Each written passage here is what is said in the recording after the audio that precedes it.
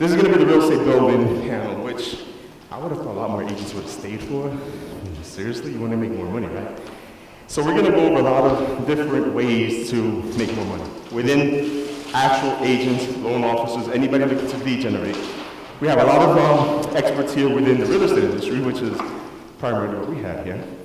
We have Martin that we're going to continue talking to you and educating about your mindset, your philosophy in life, and what it is going to take for you to actually continue to grow. So we have Alexis Rodriguez. We have Betancurth. Alex Mosquera decided to stay around one more time. We have Lim Bances, and then we have Nunez. Wow, now we got some things out here. I'm right now. I'm jealous. I didn't know we were on entourage. All right, so what we're going to be going over right now is really techniques, the skill set that these gentlemen and ladies have actually come to build to get a better established business on, let's say, the real estate right now, because the majority around me right now is real estate, right? So we're going to start the process very easily. We're going to have a conversation. We're going to have people. Now this time I think you'll probably get a lot more reactions because we do have a lot more real estate agents here. So what I want to do is touch on the branding aspect first, because what I realized as I scroll through my Instagram feed, and I have too many people that I follow, so it's very difficult for me to see a lot of this stuff. But it's cool to see when you have certain individuals popping up all the time. And the branding aspect of it is huge, because a lot of times, if you don't brand yourself, you don't have anything to sell, even though you may have the best product in the world. So I want to talk about branding. So Carlos, what do you do to brand yourself? So obviously, I'm sure this was the topic of the day with social media, just having that presence. So, you know, just posting. But you want stuff to be relevant, right? So you don't want just posting just to post. But we're talking about branding. I mean, you know, it's not important to have a logo, but it's something that Actually, it is important to have a logo. Okay. Because you have to, there's no recognition at the end of the day. If you don't have your picture attached to it, there has to be something that actually, that is attached to it. Definitely. And the majority of the time, it's your logo. You see, because everybody knows Asset Advocates, but if my face is not attached to it, then nobody has a clue who Asset Advocates is. But if you brand that particular brand, right? Like right now, your brand is called Salazar, right? Homes by Salazar. Oh, there you go, my bad. You see it's Homes by Salazar. You see what I mean? So that's a brand, which has its own logo, correct? Correct. So what happens is nobody needs to know which Salazar it is. All we know is Homes by Salazar. Is that individual who's out there selling houses. He's probably one of the best in the market. But you branded it. You created this ambiance around it. Everybody's like, holy crap, I need my house sold by this individual. That's branding. It's not about posting, it's about social media, it's about branding. Branding is really just creating something out of nothing. Reality is, that is what it is. Because it's almost like when Martin was saying salesmanship. The marketing, the salesmanship, these things are about selling something. So when you're selling something, what is it that you're selling? We're all here selling ourselves, right? But at the end of the day, when you step away from the pictures, when you step away from the posting, when you step away from social media, how do people know who you are? It's your brand, it's your name, it's your recognition, it's your reputation. I have people coming up to me and just say, oh, my Salazar. You see what I mean? But that's what I mean. You did something that actually created that brand, that created that notoriety. What is it that you did? So obviously, you know, you still have to work. It can't just be a logo. Exactly, there you go. So, and that's why I said it's not important. It is important, but obviously the importance of the logo is what you put behind it. Your effort, your work, your action, that's what goes into creating that brand. So what is it that you did to actually create that brand? As far as the work. Oh, okay. Well, the work. Well, 3 years in the business. I'll tell you right now.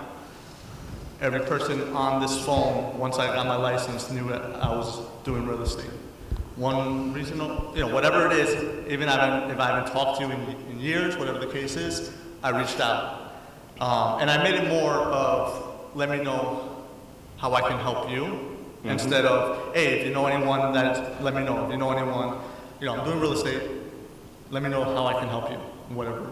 And from there, you know, you have to hustle in the beginning. So that's one. The next one is all like open houses. I did open houses every weekend. We came from Whitefield, where they were very big on open houses. Did one 52 weeks. Every weekend I did one Saturday and Sunday. So people got to know me, coming to events, right? So networking with a You purpose. made yourself seen. Yeah. And at the end of the day, there's a lot of energy, because what people don't get is like coming to these events is an energetic situation. If you wake up in the morning early, you're doing something, you're taking action. So you have to get yourself seen, not only on social media, but like you said, in your open houses, like going around doing something. What I love about this young man is this dude is in everybody's face, and I mean literally, he will go up to anybody and be like, I want to list your house. Tell me, dude, what does it take? Let me tell you something. He's got the hardest job, but he makes it look so easy. It's phenomenal. And I love this guy because it's like and I say this, it's like it's easy to do telemarketing because at the end of the day, you're hiding behind the phone, right? It's easy to make cold calls because you're not scared, because if they hang up on you, they don't know who the heck I am, it doesn't matter. But he goes up and door knocks. Talk about that. Well, my name is Oscar Nunez, and the reason I started door knocking is because I didn't have any other option.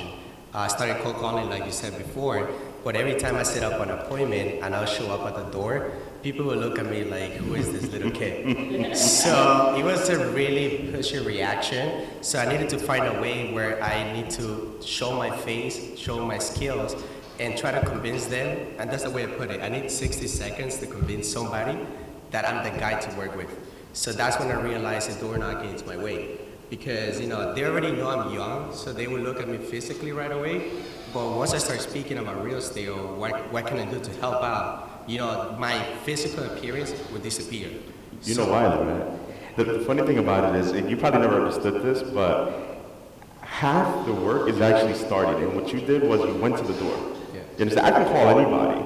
And the thing is, I can call somebody and try to convince them, okay, But you need to but set how do up I know an they're going to appointment. do something? What's the action that, you took the action right off the bat. You walked to their house, you stepped up, you rang that doorbell, and you started the conversation. That showed them that you had the courage to go and do what you had to do to get the listing, which means you're going to do everything that it takes to sell it. For me, door knocking, you're already at the fourth page of the listing presentation. Exactly. Because in a listing presentation, you speak about the company, about yourself, and how many houses you sold. But when I'm door knocking, I'm already saying that right As off soon the as you bat. show up. So by the second appointment or within minutes, it's just a matter of fact of convincing them how much is the house worth, what I can do to sell it. So I'm already skipping that part of setting up the appointment through cold calling and coming back again. And once I see them and they interact with me, this is the way I put it. I go to the supermarket, they already know me. If I'm cold calling, they don't know who I am. They probably had a good conversation with me over the phone, but they will see me everywhere and they don't know who I am. And I said it last time, my gym is 2 miles away. I don't even drive to the gym anymore. I run to the gym and I'm saying hi to everybody because I door knock every single people from that block. So now they know who I am, they know I sell real estate. But if I would have cold call, I would have been a random guy just jogging to the gym, you know what I mean? Yeah. All right, so I want to touch on being a new real estate agent and actually jumping so far ahead. What secret can you say that you've actually utilized to get to where you are right now? I know you've only been doing this for a very short period of time. Yes. And first of all, I really want to appreciate you inviting me here. And I've been in the business for 3 years. And I just want to mention something a little bit myself. My English, when I started this business, it was few words. Okay, I stayed home with my daughter for 13 years. And then my husband said, why don't we start investing in real estate? And I was like, okay, let's start buying property from auction. I was like, okay, yeah, I know, I heard about auction, yeah, why not? So, and then, for me, it was tough to take the state exam, okay? The first time, I failed. Second time, I failed. Third time, I failed. Fourth time, I failed. Fifth time, I failed. But the sixth time, I passed the exam. Mm-hmm. And I think in this business, consistency is everything. It's exactly what I said before. As many times as you freaking fall down, get the hell up. I mean, if you're afraid of being uncomfortable, you're not succeeding. And right now, I'm super proud of myself because I flip 47 houses and I'm holding 18 properties. I'm the CEO and founder of the original #1 team. I have 22 people in my team, and here are some people that came to support me. Okay, awesome. I want to talk about what we primarily came here. I mean, I myself, I love investing, I love buying, whatever the case is. I find it to be a game, let's say. But I need to realize, how is it that Alex can get these prices so well, man. I mean, you need to tell me something, dude. If not, I'm buying everything from you. I mean, seriously. That's a really good He doesn't want to share the secret. Come on, man. I'll buy from you no matter what. I think,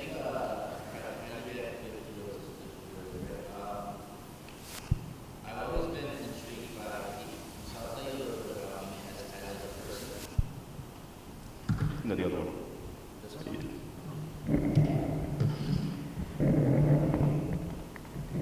As a person in general, I've always been like this. I'm lazy, right?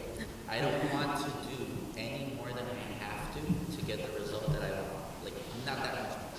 So if I have to do this much to get what I want, that's what I'll do. If I have to do that much, that's what I'll do. So generally, I know how I am. Like, I've hacked myself, right? So when it comes to real estate, I look at it like a tree, where we're looking for apples we want to eat, right? And I'm looking for the lowest hanging apples always, because they're the easiest. I just reach out and grab them. So I'm always looking for the most motivated people, the people with the most urgency.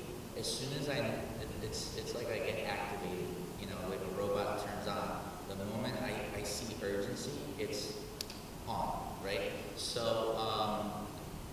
whether it comes a lot of, you know, sometimes people think that I get my deals through RIO. We can't buy our properties. You know, that's the quickest way to lose your account. So we have to utilize other ways to get the property. So I've developed relationships. A lot of people see that I'm always in every possible thing that I can be involved in since I don't even know what age. And I think that it's a numbers game, our business, right? So our number one job, whether as an investor or as an agent, and they're both so parallel that it's just beautiful, because you could be working on one and end up with the result for the other. Work on this one and end up with this result, right? So our number one job as agents or investors is to lead generate, right? So sometimes we mistake and forget that. We think it's marketing. Well, marketing with a purpose. What's the purpose? To lead generate, right? Every single day we need to figure out what is creating these leads and what's the number. Our business is actually math. That's why so many companies are coming into our business, Zillow and all these Open Door and all these other companies, because they realize it's a math thing, right? It's the law of averages. How many number of people do you need to be in front of before you can get this result, right?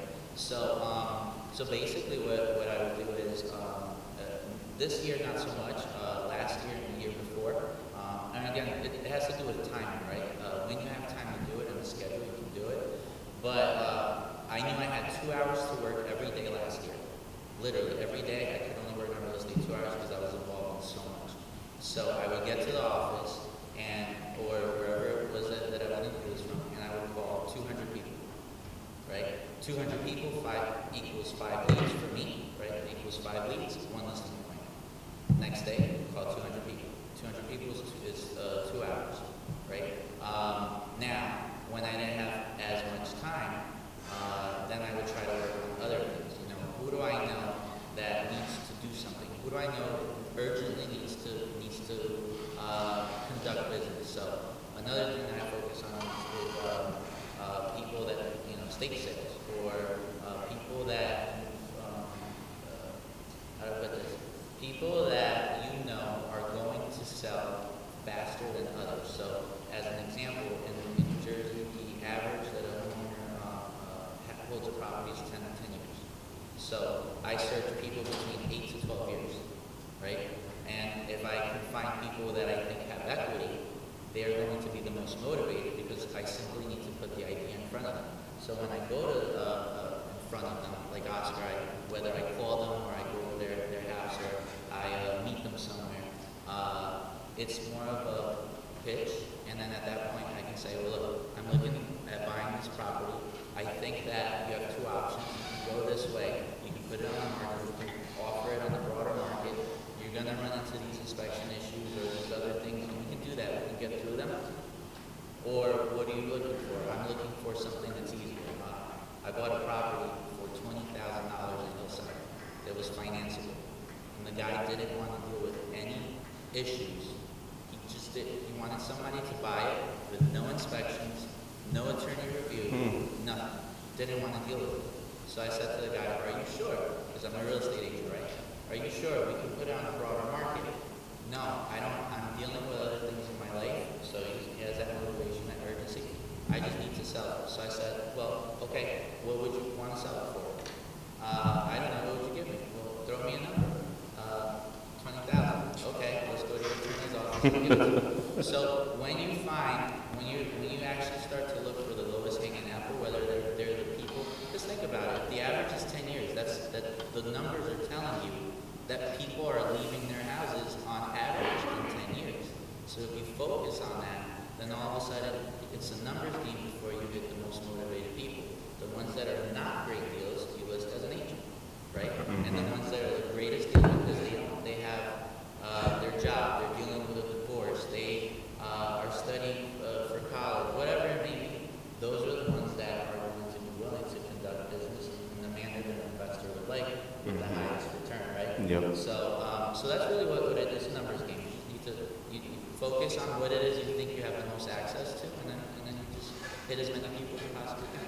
But you hit it on the head, man. At the end of the day, it's like how many things do you have to do in order to get to that one result, right? So how many doors does he have to knock to get a listing? How many phone calls does he have to do to get a listing? How many banks does he have to call? It all goes down to the potential of putting out your energy to get what you need. So I like that. I mean, we got to talk about that a lot more often. It's all about the numbers games. Everything in life is numbers. I mean, that's just all it is. So, Alex, man, let's go. Bring out something good. Of course, man. Come on. I see you all the time. Your hats, your outfits. Let's talk about that. Branding and marketing is more personally about first knowing who you are. Right there, if you know who you are, you get into the mindset. For me, it was changing everything to a mindset, figuring out, in a sense, this year I wanted to do 40 deals. Right? Last year I did 20 deals. To get to this point, I said, I got to think of someone that has 40 deals in days. So the first thing was changing our own mindset, figuring out how to brand myself and who I want to target. So every year now, we can target 40 people that want to work with me only, the way that I am. So I try to be very transparent, show you who I am only, what I do, how I structure. And if we get along right, how I interact with you, like then we can call. So relational. Correct. A lot of relationships, I do everything with relationships. Like last night I had stopped giving 10 o'clock at night. I finished at 11, we won 6-1. I went to bed at 4 in the morning, I was here at 10, but 4 guys on the team bought a house. All right, now I'm responsible for somebody else's team next tournament. $800, I'm going to get those guys back houses too. So it's just relationship, we keep moving through my service, everything through my service. You know what's crazy? Talking about relationships, right? This literally happened 3 days ago. So we started this huge campaign with late marketing. I love marketing, guys, and I'm a very big marketing. I've been doing this 25 years, so I love the topic. So we started doing these big campaigns, bus shelters. We started doing movie theater campaigns, and we started doing big billboards on the highways. In the first month, I was like, holy cow, I'm spending all this money and nothing's happening. You know what I mean? That's the mentality. It's like that fear factor, right? Right, Warren? Come on. Yeah, it's like all of a sudden, I'm like, yo, I'm spending $12,000 a month and nothing yet. So I'm like, damn, first month, there goes 12. All right, second month, 3 listings, first month. I was like, all right, that works, let's go. That's gonna cover a little bit. But I'm still like, yo, the numbers are still not making sense. I was like, what's going on? So all of a sudden, the third month hit, and phone calls start coming in from people she knows. You see, it's all about the relationships, and the kicker is, these are people she hasn't spoken to in 5-10 years. But the mindset of the individual that sees marketing is when they see you on the big screen, they think, damn, that's the person I want to deal with. It's that mindset, they think TV, personalities, branding, marketing, it makes you look bigger than life really is. So even though you may be a mediocre individual, you have the right marketing and the right support behind you, people just want to do business with you. So I'm in the car, we're going to a meeting, and she gets a phone call from this individual, and you're in the conversation, hey, remember me? Oh, yeah, of course. You have no clue who the hell you're talking to. You're sitting there trying to figure out this phone conversation, with a 20-minute conversation. Homeboy's like, oh, we met this, we did that, oh, and, I'm about to sell my house, I need you to list it. I saw you on the billboard of Route 80. That's awesome, you must be doing really great. You see the mindset, you see what it is? They think just because automatically you're in this huge screen, you're doing great. That's marketing, that's credibility, that's third-party credibility at that. You see, so you need to market yourself, you need to brand yourself, you need to build your business, you need to actually have that little niche that many people don't have. Get yourself in front of as many people, and guess what? A little portion is going to call you. It depends how many people see you. And that's what happened. The relationship was established. The branding was put out. The marketing was actually good. The sales are coming in because of it. You see, so, Steven, let's talk about the AO dudes. I see you all over the place. Hey guys, I'm Steven. Been in the business now 3 years. If we can go back for a second, we're talking about numbers. Is anyone here like scared of the phone, like to make calls or door knocking? Like anyone? Okay. You're gonna get over it by the time we're done with you. My first year, I did not cold call. I did not do none of that because I was scared. I was scared of rejection.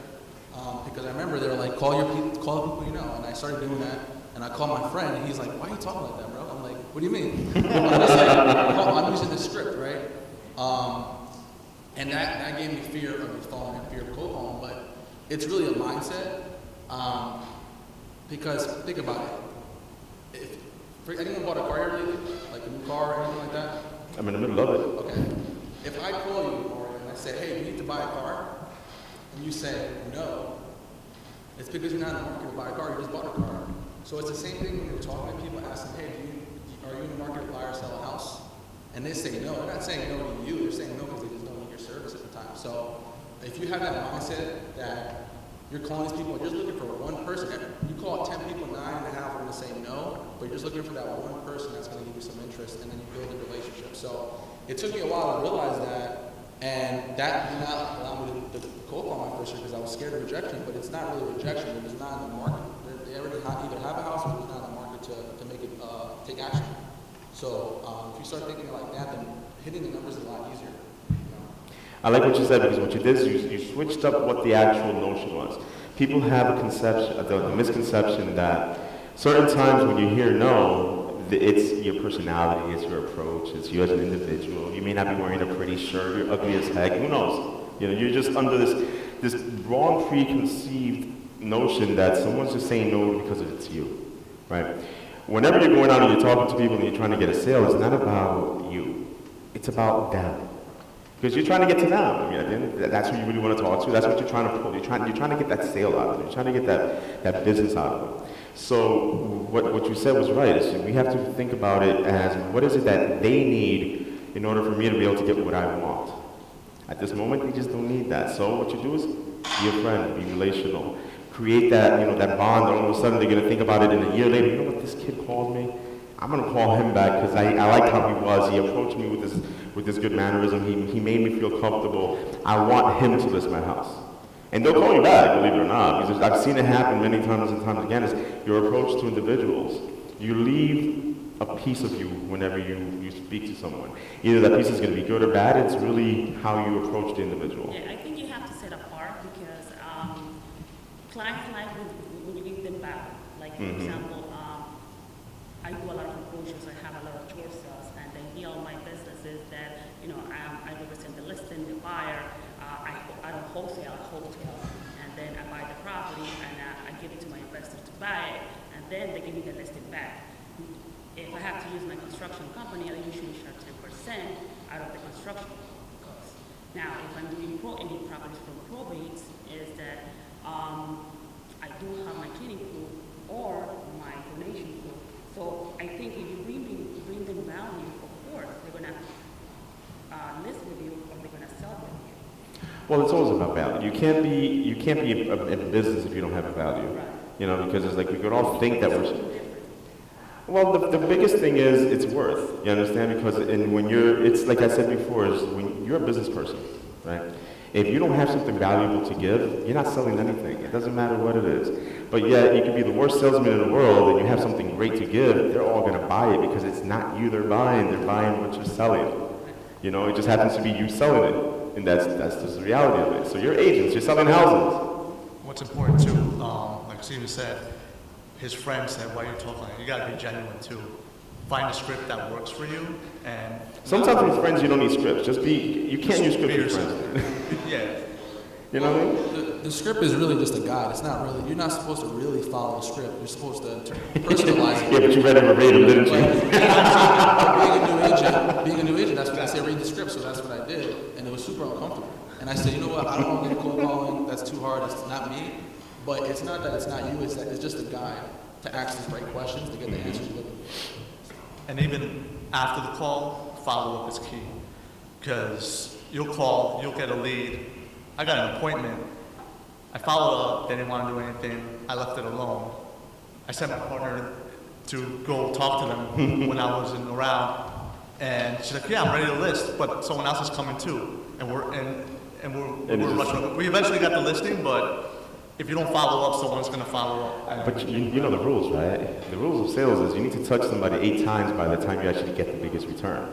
You know, because what happens is, this is the thing, by the time you touch that person the 8th time, you're 80% literally going to close that deal. You see, the first time you touch somebody, like I can go to Lim and be like, I'm going to list your house. I have a 12% chance that she's going to say yes, right? I'll follow up with a phone call. I have a 22% chance that she's going to say yes. By the time I get to the 5th chance, I'm already above 60%. So it's all about continuation of sales. Sales is literally just keep going, keep going, keep going. It's the consistency. It's just keep making so many touches that by the time you get to the 8th touch, you're almost guaranteed to get that sale. That's reality. That's why what you're saying is 100% correct. This guy follows up like 30 Dude, times. well, I've seen him. I feel bad for this lady. Like, he comes up to the same door, the same door, the same door. I'm like, yo, take a video every single time. I want to see the different reaction. On the way to the gym, I see him running. He's like waving at dogs. The dog's about to sell a house. And that's great, man, because I listen to like Mike Ferry a lot, and one time I heard him say, he said, we all have the same leads. And I was like, what do you mean we all have the same leads? He's like, yeah, we all have the same leads. You think we have like this pocket listing that no one knows about? That seller is talking to everybody saying, hey, I'm thinking about selling a house. So if you're not following up like he is, and being that first person in mind, the person who is going to take it, because that seller or buyer is talking to a lot of people, you know? So. And you know what hurts when the buddy next to you is the one that got the listing when you should have been doing the follow-up call. You know what's funny? Every time I go to door knocking, I see my own colleagues, all of you guys, on the refrigerator with their flyers. And that's awesome. You know, so one thing that I realized before for expired, you know, on the bottom it says who was the listing agent. Psychologically, I would get, nah, that's my body. I cannot door knock. So now for expires, I don't even look at the bottom, right? And then when I listed, I realized it was my own friend. But, you know, for follow-up, I feel like you gotta be unique. I said this at the last panel. Try to ask as many questions as you ask. Like, I have my sister working for me and another guy. And the way I told them, don't go as a salesperson, go as a regular person, right? So I had a lady that I mentioned before that she wanted to move to Florida. She told me, Oscar, I had met with like 20 agents. And I asked her, why you haven't listed, why you haven't moved? And she told me, oh, because I need my doctors, I don't know anybody in Florida. So once she said that, I started asking different questions. Nothing about real estate. I say which town, which county, which area, and everything. So she ended up telling me, I went home, I researched every single doctor within that specific county, that specific town. I made a whole list. I asked her what kind of problems she had. I made a whole research. I put it in a little envelope, send it over to her. 2 days later, she called me, you're the first realtor, so actually pay attention, or what's the reason I haven't sold yet? You know, and then I ended up listing the house the same weekend. She took a flight to Florida, and I did my open house while she was away. She found the doctor that I recommended her, and you know, I don't want the transaction, but it's just the way that you show value, like she said before. You sold without selling. But I never use scripts. A lot of people ask me, what's your script for door knocking? Because my average, every week, I would get like 5 listing appointments. But most of them are long term, because remember, door knocking, you're showing up out of nowhere. So they're not gonna sell right on the spot. I only take in 7 listings right on the spot. Otherwise, it's just kind of follow up. But it's just the way you present yourself. And You're different. Yeah.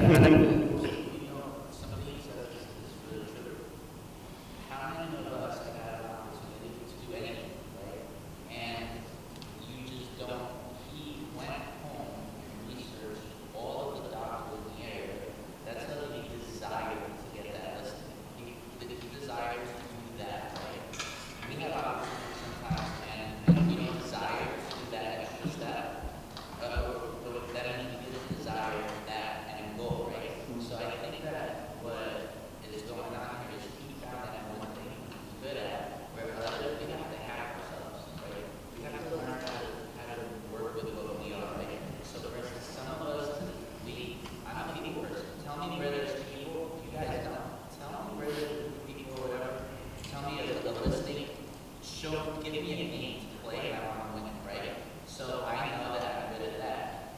Asking about after the listing, I am the worst. I would take a listing I would have a listing sitting there like a week, and it wouldn't even be up. But I was like, I got a listing,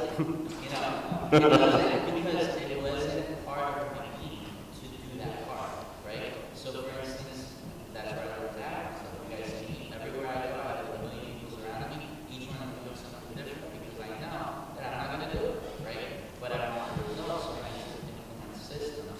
So if you guys don't like your topic because you don't like that thing, you don't like calling, but you're good at follow-up, right?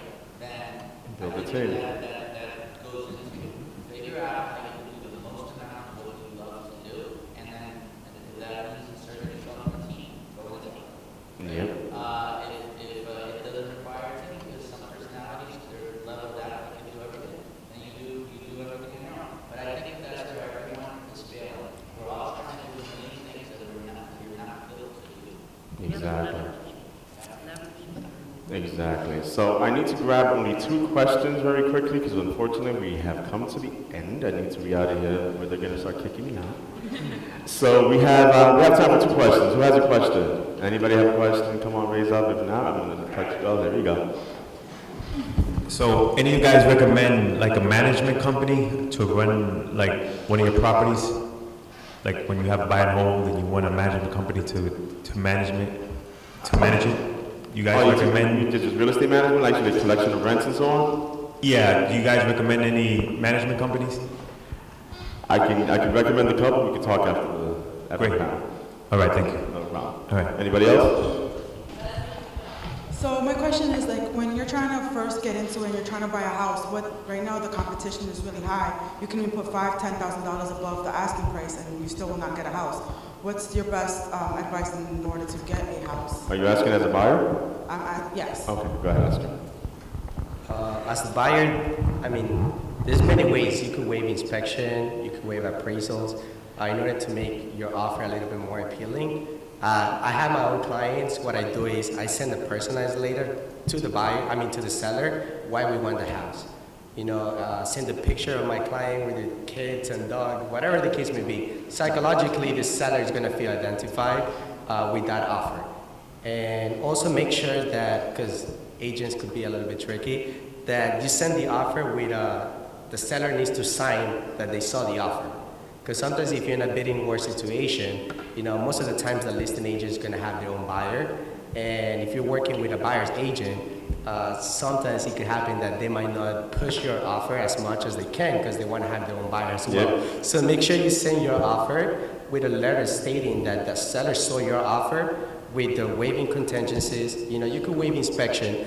You could also put waive inspection besides the structural and environmental damages. Because at the end of the day, you're not going to ask for cosmetic stuff to get fixed on the inspection. It's the same thing, but psychologically, when the seller reads that, it's going to think it's a really, really good offer. But at the end of the day, you're still going to just ask for structural and environmental damages, I'm going to touch on that just 1 second before we get to the last question.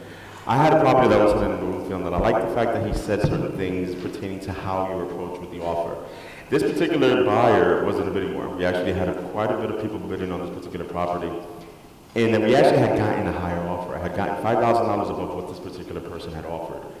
But she came back and she was like, look, if the appraisal comes in $10,000 lower than my price, I'm willing to still take it at that price. I was like, am I going to take a risk to make $5,000 more on that particular other offer? Or am I going to sit here and take my guarantee based on everything that I know that the market was saying and just run with it? I took it. The property came in $10,000 lower in appraisal, and it sold at the number that we originally agreed upon. I changed that market. So it's always about how you approach the offer with the individuals that will get you what you want. Next and last question, please.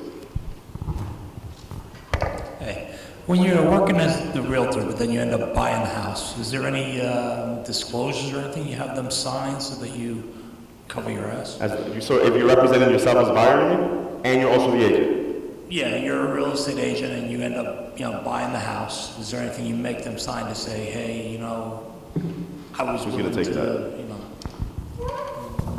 I think on the contract there's first off, on the contract, you have to state that you're a realtor Always disclose. on New Jersey. And then if you're gonna deal with the seller, just let them know that, yeah, if you're going straight to the seller, then you have to tell them that you're a licensed realtor as well, unless there's something else I'm missing, but the contract usually Yeah, I was states. gonna say on the contract, there's a section where it's a disclosure if you're licensed or not. Just check off that you're licensed and make sure the owner, you're disclosing that to him. And sometimes, in my opinion, when you're the buyer or the agent, right, you can go to that same seller and say, look, I'm willing to waive this strictly so you can actually get the property as well. Because a lot of times that commission that they would have ended up buying, you're paying to that selling agent, it's a big deal to them as well. I mean, but they could come back to you later and say, you Not know, if you disclosed it. no, if the comp, like if you didn't give them comp saying the house is worth 100,000 and you ended up buying it for 70, That's why you give them options.